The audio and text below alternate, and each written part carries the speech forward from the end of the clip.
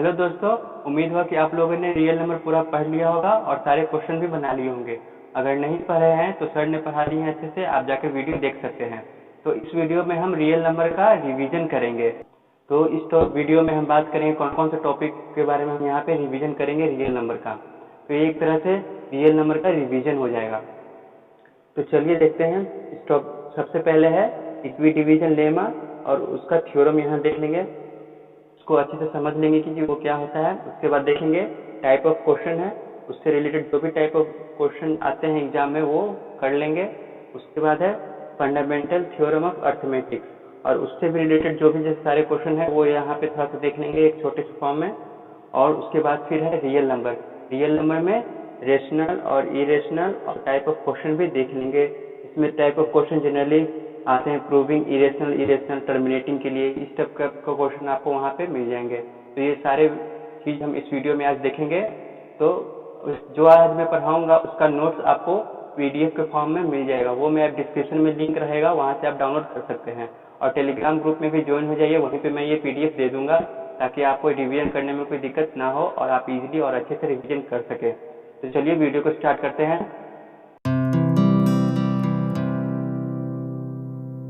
तो यहाँ पे देख लेते हैं पहले इक्वी डिवीजन लेमा और उसका थ्योरम क्या है वो पहले देख लेते हैं। तो यहाँ पे मैंने लिख लिया है इक्वी डिवीजन लेमा का थ्योरम। तो थ्योरम है for any two given positive integers A and B there exist unique integers Q and R such that A is equal to B Q plus R, और जो आर है वो 0 या 0 से बड़ा है और बी से छोटा है। यानी कि जो इक्वेशन दिया हुआ है A is equal to B Q plus R, इसमें जो ए का वैल्यू है और जो बी का वैल्यू है वो एक पॉजिटिव इंटीजर्स दिया हुआ रहेगा। तो उस केस में जो क्यू का वैल्यू और जो आर का वैल्यू निकलेगा वो एक यूनिक इंटीजर्स रहेगा, यानी कि कोई एक ऐसा वैल्यू रहेगा क्यू और आर का जो इस इक्वेशन को सेटिस्फाई कर जाए। और जो आर का वैल्यू रहेगा वो बी से हमेशा छोटा होगा और 0 के इक्वल या फिर 0 से बड़ा होगा। चलिए इसको थोड़ा सा देख लेते हैं। एग्जाम्पल यहाँ पे मैंने ले लिया है। तो 20 को अगर 4 से डिवाइड करेंगे तो क्या 5 बार में कट करके 0 रिमाइंडर दे देगा।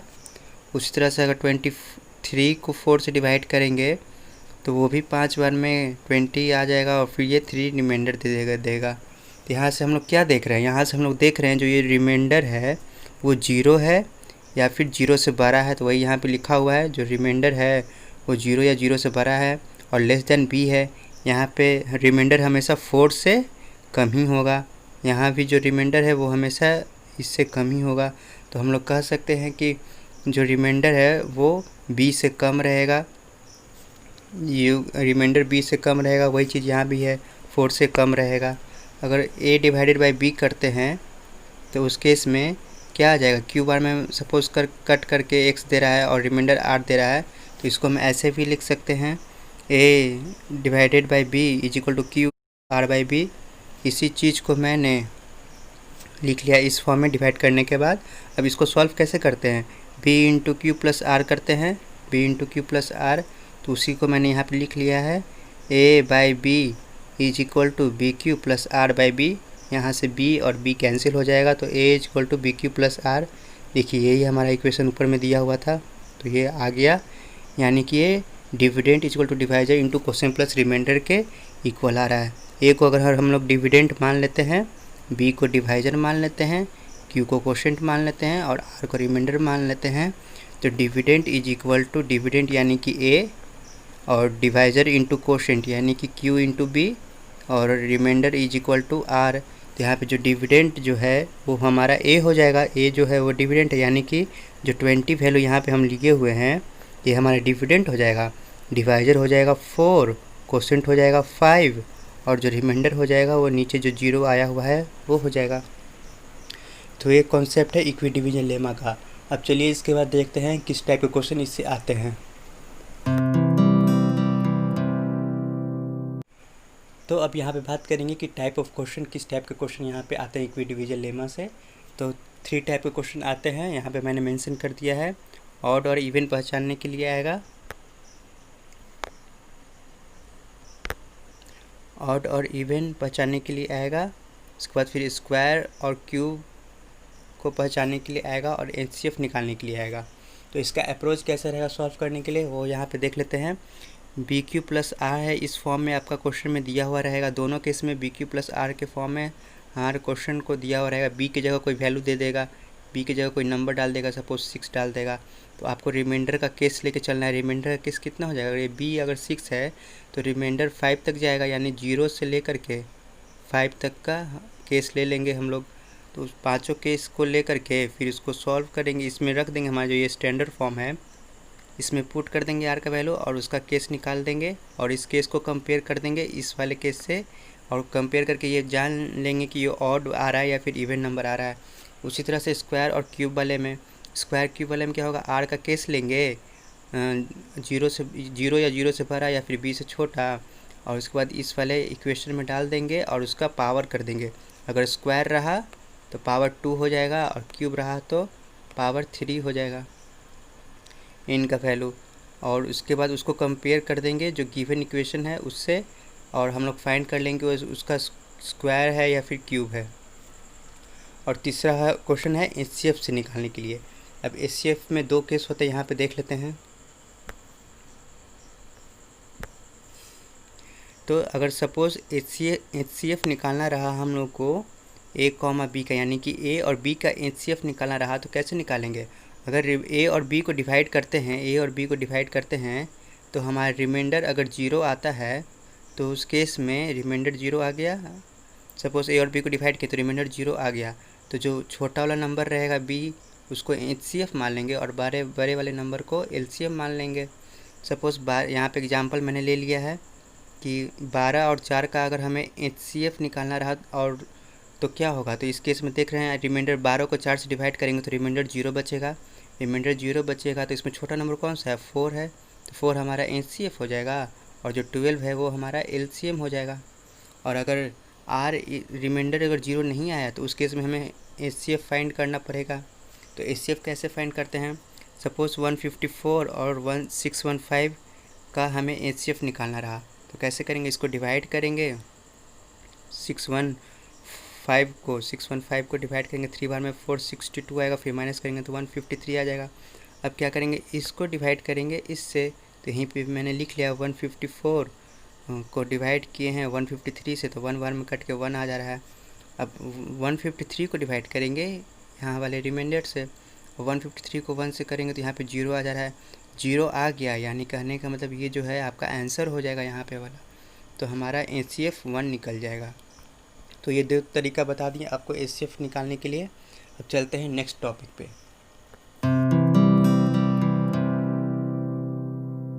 Fundamental theorem of arithmetics. अब यहाँ पे फंडामेंटल थ्योरम ऑफ अर्थमेटिक्स देखेंगे। मैंने यहाँ पे लिख लिया है, every composite number can be expressed factorized as a product of prime and this factorization is unique apart from the order in which our prime factor occur। अब तो ये थोड़ा भारी भरकम लग रहा है, तो उसके लिए पहले यहाँ पे हमें समझना पड़ेगा कि फैक्टर होता क्या है। सपोज़ हमें 16 का फैक्टर निकालना रहेगा तो 16 से कटने वाले जितने भी नंबर है वो सब उसका फैक्टर हो जाएगा। तो 16 1 से भी कटेगा, 1 के भी टेबल में आता है 16, 2 के टेबल में भी आता है 16 यानी कि 2 से भी कटेगा, 4 के टेबल में भी आता है 16 तो यानी कि 4 से भी कटेगा, और 8 के टेबल में भी आता है 16 यानी कि 8 से भी कटेगा, और 16 से भी कटेगा 16। तो ये हमारा हो गया 2 1 2 4 8 6 हमारा फैक्टर हो गया 16 का। अब यहाँ पे देख लेते हैं प्राइम नंबर। प्राइम नंबर क्या होता है, प्राइम नंबर ऐसे नंबर को बोलते हैं जिसका सिर्फ 2 ही फैक्टर हो। तो हम लोग यहाँ पे देख सकते हैं 2 का सिर्फ 2 ही फैक्टर होंगे, एक 1 और एक 2। एक 1 होगा और एक इटसेल्फ होगा। इटसेल्फ करने वाला जो नंबर खुद है वो खुद से ही कटेगा और एक 1 से कटेगा। तो यहाँ पे 2 भी खुद से कटेगा, 3 भी खुद से कटेगा, 5 से भी सिर्फ खुद से और 1 से कटेगा, और 7 भी सिर्फ खुद से और 1 से कटेगा। जो खुद से कटे और 1 से कटे वो हमारा प्राइम नंबर हो जाएगा। और अगर 2 से ज़्यादा अगर फैक्टर आ जाए किसी नंबर का तो उसे हम लोग कंपोजिट नंबर कहते हैं। तो यहाँ पे मैंने एग्जांपल ले लिया 4 देखिए 1 से भी कट रहा है, 2 से भी कट रहा है और फिर 4 से भी कट रहा है, तो हमारा 3 नंबर आ जा रहा है यहाँ पे। तो 3 नंबर आ जा रहा है तो हम लोग देख सकते हैं 4 का 3 फैक्टर है, तो ये हमारा कंपोजिट नंबर हो जाएगा। उसी तरह से 6 8 और 9 ये सब हमारा कंपोजिट नंबर हो जाएगा। अब सपोज़ 16 को हम लोग तोड़ते हैं तो इसको कैसे लिख सकते हैं, 8 × 2 लिख सकते हैं, 8 × 2, और अब इस 8 को तोड़ते हैं तो 8 को कैसे लिख सकते हैं 4 इंटू 2, और 4 को कैसे लिख सकते हैं 2 इंटू 2। तो हम इन लोग देख सकते हैं 16 को हम लोग लिख सकते हैं 2 इंटू 2 इंटू 2 इंटू 2, यानी 16 इज इक्वल टू 2 के पावर 4। तो हम लोग यहाँ पे चलिए डिफिनेशन समझते हैं। Every composite number can be express, यानी कि जो 16 हमारा है वो हमारा कंपोजिट नंबर है, express as a product of prime है। तो प्रोडक्ट ऑफ प्राइम है यहाँ पे, यानी कि प्राइम नंबर का प्रोडक्ट आ रहा है हमारा composite number. And this factorization is unique apart from the order in which prime factor occur. तो यानी कि ये जो हमारा इसका जो ऑर्डर रहेगा वो एक यूनिक रहेगा, यानी कि 2 के पावर 4 करेंगे तो ये हमारा 16 ही देगा और कुछ नहीं देगा। तो इस वजह से ये हमारा जो है एक unique apart from the order of prime factor occurs. तो प्राइम फैक्टर हो ही जाएगा, 2 हमारा प्राइम फैक्टर है। तो अब टाइप ऑफ क्वेश्चन देखेंगे कि क्या क्या इससे किस टाइप के क्वेश्चन आते हैं। सपोज अगर a की पावर n दिया रहेगा तो फाइंड इट्स यूनिट डिजिट, तो उसका यूनिट डिजिट निकालने के लिए आ जाएगा। एग्जाम्पल में है अगर 6 की पावर n है तो इसका हमें यूनिट डिजिट निकालना होगा। तो 6 का हम प्राइम फैक्टर तोड़ेंगे तो 2 इंटू 3 के फॉर्म में आएगा, 2 इंटू 3 के फॉर्म में आएगा। अब 2 इंटू 3 के फॉर्म में आएगा तो आप लोग देख सकते हैं ये हमेशा 6 ही आएगा। 2 इंटू 3 के पावर में n है तो हमेशा 6 इंटू 6 ही रहेगा, 6 इंटू 6 यानी कि लास्ट में 36, फिर हमेशा लास्ट में ये 6 ही रहेगा, यानी कि यूनिट डिजिट हमेशा इसका 6 ही रहेगा। अब find HCF and LCM and factor, तो ये तीनों फाइंड करने आएगा। HCF फाइंड करने के लिए आ सकता है, LCM फाइंड करने के लिए आ सकता है और फैक्टर फाइंड करने के लिए आ सकता है। तो इसको ईजी फॉर्म में देखते हैं। अब सबसे पहले HCF का फुल फॉर्म हमें पता होगा तो आप कभी कंफ्यूज नहीं करिए कि HCF क्या होता है और LCM क्या होता है। HCF का फुल फॉर्म होता है हाईएस्ट कॉमन फैक्टर। याद रखिएगा यहाँ पे फैक्टर यूज़ हुआ है, हाईएस्ट यूज़ हुआ है। अब यहाँ पे मल्टीपल यूज़ हुआ है, LCM में लोएस्ट कॉमन मल्टीपल होता है तो मल्टीपल है और लोएस्ट मल्टीपल है LCM। अगर 90, यहाँ पे मैंने एग्जांपल ले लिया 90 और 144 का, अगर हमें इसका HCF और LCM निकालना रहा तो कैसे निकालेंगे, पहले इसको प्राइम फैक्टर में तोड़ेंगे। तो यहाँ पे मैंने प्राइम फैक्टर में तोड़ लिया है 90 को, तो ये आ गया 2 इंटू 3 का स्क्वायर इंटू 5।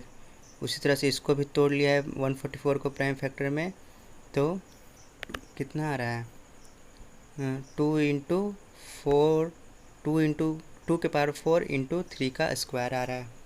तो HCF फाइंड करने के लिए हमें लिस्ट पावर देखना होता है और LCM फाइंड करने के लिए हाईएस्ट पावर देखना पड़ता है। तो यहाँ पे हम लोग देख सकते हैं HCF 2 दोनों में कॉमन है। अब 2 कॉमन है तो इसमें लिस्ट पावर किस में है, इसमें है, यानी कि 2 को ले लेंगे तो 2 को मैंने यहाँ ले लिया। अब 3 का पावर 2 है, यहाँ पे 3 का पावर 2 है तो 3 का पावर 2 ले लिए। अब देखिए यहाँ 5 का पावर 1 है, यहाँ 5 के पावर 0 है, तो कम कौन सा है, 5 के पावर 0 कम है, तो उस केस में यहाँ 5 का पावर 0 लेंगे तो 1 ही रह जाएगा। तो हमारा ये HCF निकल जाएगा 18। अब LCM में क्या करना है, LCM में मैंने लिख लिया है हाईएस्ट पावर। तो हाईएस्ट पावर क्या है 2 का, 2 का हाईएस्ट पावर यहाँ पे है 4, तो 2 के पावर 4। अब 3 का हाईएस्ट पावर क्या है इसमें देख लीजिए, तो 3 का हाईएस्ट पावर 2 है, 3 का पावर 2। अब 5 का हाईएस्ट पावर है 1, तो 1। अब तीनों को मल्टीप्लाई करती हैं तो ये 720 आ गया, यानी कि जो 18 निकल गया हमें वो हमारा HCF निकल गया 90 और 144 का, और जो 720 है वो हमारा LCM निकल गया 90 और 144 का। अब चलिए इसमें और देख लेते हैं इसको HCF और LCM को अच्छे से। तो यहाँ पे आप लोग देख सकते हैं 12 और 18 का हमें HCF और LCM निकालना रहा। तो देखिए 12 के आगे जो भी नंबर है वो सब उसका मल्टीपल लिखे हैं मैंने। 12, 24 के बाद 36, 36 के बाद 48। अब 18 के बाद 36, 36 के बाद 54, ये 18 का मल्टीपल आगे लिख लिया है और पीछे में इसका फैक्टर लिख लिया है। तो हम लोग देख सकते हैं LCM यानी कि लिस्ट कॉमन मल्टीपल या फिर लोएस्ट कॉमन मल्टीपल। तो लिस्ट कॉमन मल्टीपल क्या हो जाए, कॉमन मीन्स दोनों में होना चाहिए। तो 36 और 36 वो हमारा कॉमन निकल गया दोनों में मल्टीपल में, और लिस्ट है सबसे कम है। इसके बाद आगे और भी नंबर होंगे वो मैच कर सकते हैं, लेकिन हमें लिस्ट लेना है तो हमारा 36 हो जाएगा। अब HCF क्या होता है, हाईएस्ट कॉमन फैक्टर। तो पहले कॉमन फैक्टर निकाल लेते हैं कौन सा है। तो कॉमन फैक्टर हो जाएगा 6 हो जाएगा, दोनों में 6 आ रहा है, दोनों में 2 आ रहा है। तो ये हमारा 2 कॉमन फैक्टर निकल गया। उसमें से हाईएस्ट जो है वो हमारा HCF हो जाएगा। 2 और 6 में कौन सा हाईएस्ट है? 6 हाईएस्ट है, तो हमारा 6 हो जाएगा HCF 12 और 18 वाले नंबर का। अब चलिए देख लेते हैं नेक्स्ट टॉपिक।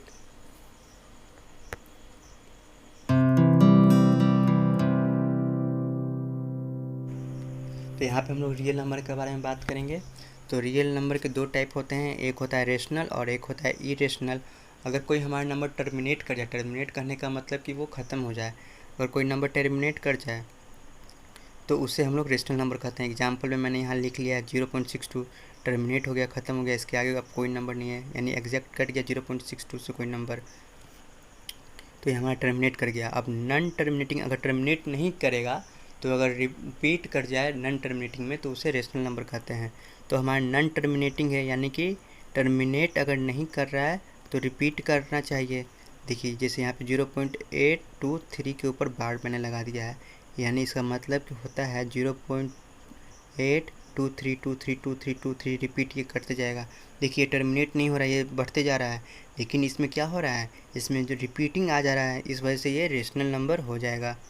अब इसमें देखते हैं इरेशनल में। इरेशनल में क्या होता है, ना ही टर्मिनेट करे और ना ही रिपीट करे, तो उस नंबर को हम लोग कहते हैं इरेशनल नंबर।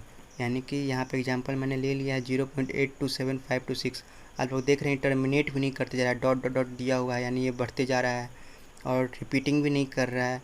827526 कहाँ रिपीट कर रहा है, नहीं रिपीट कर रहा है, तो यहाँ पे हो जाएगा ये इरेशनल नंबर। अब √2 √3 और √3, यानी कि परफेक्ट स्क्वायर और परफेक्ट क्यूब नंबर जो रहेगा वो हमारा रेशनल में आ जाएगा, और जिसका परफेक्ट और नहीं रहा, जिससे √2 का, इसका परफेक्ट स्क्वायर ये नंबर नहीं है, तो इस वजह से ये हमारा इरेशनल में चल जाएगा।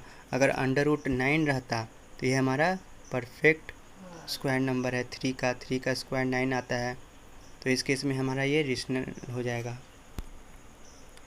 अब देखते हैं टर्मिनेटिंग कंडीशन। टर्मिनेटिंग कंडीशन होता है अगर p/q कोई नंबर है, किसी नंबर को p डिवाइडेड बाई q करेंगे और q is not equal to 0, तो उस केस में हमारा जो q होगा वो 2 के पावर m और 5 के पावर n होना चाहिए। यानी कि अगर m 0 है तो n नहीं 0 होना चाहिए, अगर n 0 है तो m नहीं 0 होना चाहिए। यानी कि अगर कोई एक दोनों में से एग्जिस्ट करना चाहिए। अगर 2 के पावर 0 आ गया तो 5 के पावर 0 नहीं होना चाहिए, अगर 5 के पावर 0 आ गया तो 2 के पावर 0 नहीं होना चाहिए। तो ये हमारा कंडीशन है टर्मिनेटिंग का। अब p/q जो है वो हमेशा हमें को प्राइम नंबर होना चाहिए, जिसका को प्राइम कहने का मतलब कि जिसका HCF 1 होना चाहिए, यानी कि वो नंबर सिर्फ 1 को छोड़कर और किसी से नहीं कटे। एग्जांपल मैंने ले लेता हूँ 15/3। अब 15/3 आप लोग देख सकते हैं कि ये कट जा रहा है, तो इसको हम लोग बोल सकते हैं इसका HCF 1 नहीं होगा। अब इसको काटेंगे पहले तो 5/1 आ जाएगा। अब इसका HCF देख रहे हैं हम 1 हो जाएगा, यानी कि अब कोई भी नंबर ऐसा नहीं है जो इसको काट सके, 5/1 ही रहेगा, सिर्फ 1 से ही कटेगा। तो ये हमारा को प्राइम नंबर आ गया 5 और 1। तो अब को प्राइम नंबर आ गया, यानी कि इसका कॉमन फैक्टर एक्सेप्ट 1, यानी इसका भी कोई भी कॉमन फैक्टर नहीं है सिर्फ 1 को छोड़ करके। अब एग्जाम्पल हम लोग देख लेते हैं यहाँ पे एक और 11/30। अब 11/30 को मैं तोड़ लिया हूँ 2 × 3 × 5 के फॉर्म में, टूटे का प्राइम फैक्टर अगर 30 का निकालेंगे 2 × 3 × 5 आएगा। तो हम लोग देख सकते हैं कि यहाँ पे जो 3 है वो एक्स्ट्रा आ गया इस वाले स्टैंडर्ड फॉर्म से, तो इस वजह से ये नॉन टर्मिनेटिंग है बिकॉज ऑफ 3 की वजह से यहाँ पे ये नॉन टर्मिनेटिंग आ जा रहा है। अगर 2 और 5 सिर्फ रहता तो ये हमारा टर्मिनेटिंग होता, लेकिन यहाँ पे 3 आ गया है। अब इसमें देखिए 5 डिवाइडेड बाई 5 के पावर 4, तो ये भी देखिए कटेगा, तो 1/5 के पावर 3 आ जाएगा। अब इसको हम लोग लिख सकते हैं 2 का पावर 0 और 5 के पावर 3। तो अब देखिए 2 का पावर 0 और 5 के पावर 3 है, तो ये हमें देखिए इसको फॉलो कर रहा है इस स्टैंडर्ड फॉर्म को, तो ये हमारा टर्मिनेटिंग हो जाएगा। अब इससे एक और क्वेश्चन आता है, प्रूविंग वाले क्वेश्चन आते हैं इससे, तो उसको थोड़ा देख लेते हैं। तो प्रूविंग वाले क्वेश्चन आता है कि सपोज √2 √3 √5 है, उसको प्रूफ करना रहेगा कि ये रेशनल नंबर है या फिर नहीं इरेशनल नंबर है। तो √2 को इज इक्वल टू 1/b, यानी कि अगर a को b से डिवाइड करेंगे तो वो √2 आ जाएगा। √2 को इक्वल ले लेते हैं और मान लेते हैं इसको कि स्टार्टिंग में से हमें एज्यूम कर लेना है कि वो रेशनल नंबर है। और अगर उसका को प्राइम नंबर यानी कि HCF 1 नहीं रहा, यानी कि find the common factor of a और b, अगर a और b में कोई कॉमन फैक्टर निकल गया हमें तो हम लोग कहेंगे कि वो इरेशनल है, और अगर नहीं निकला तो कहेंगे कि हम लोग वो नंबर जो है वो रेशनल है। अब यहाँ पे एग्जांपल मैंने ले लिया √3 = a/b। अब इसको सॉल्व करेंगे तो 3a² = 3b² = a² है। तो हम लोग अगर यहाँ पे देखेंगे तो जो a² है वो 3 से कटेगा कि नहीं, क्योंकि a अगर हम 6 है तो उसको लिख सकते हैं 3 × 2। तो हम लोग बोल सकते हैं कि जो 6 है वो 3 से भी कटेगा, 2 से भी कटेगा। उसी तरह से ये भी है, a² जो है वो 3 से कटेगा। और जब a² 3 से कटेगा तो a भी 3 से कटेगा, यानी a इज डिविजिबल बाय 3। तो उसी को मैंने ले लिया है कि a = 3c। सपोज 3 से कट रहा है इसी वजह से a = 3c। अभी a = 3c को इस वाले इक्वेशन में रखेंगे तो 3b² = 3c² आ जाएगा। इस एक की जगह अगर 3c रखेंगे तो यहाँ से हम लोग को ये पता चल रहा है कि b² भी 3 से कटेगा, यानी कि b इज डिविजिबल बाय 3, यानी कि b भी 3 से डिविजिबल है। तो a भी हमारा 3 से कट रहा है, a भी 3 से कट रहा है और b भी 3 से कट रहा है। तो हमारा इसमें क्या हो गया, HCF 1 नहीं आएगा, को प्राइम नंबर नहीं है, तो ये हमारा इरेशनल नंबर हो जाएगा। तो ये आपका पूरा हो गया कंप्लीट।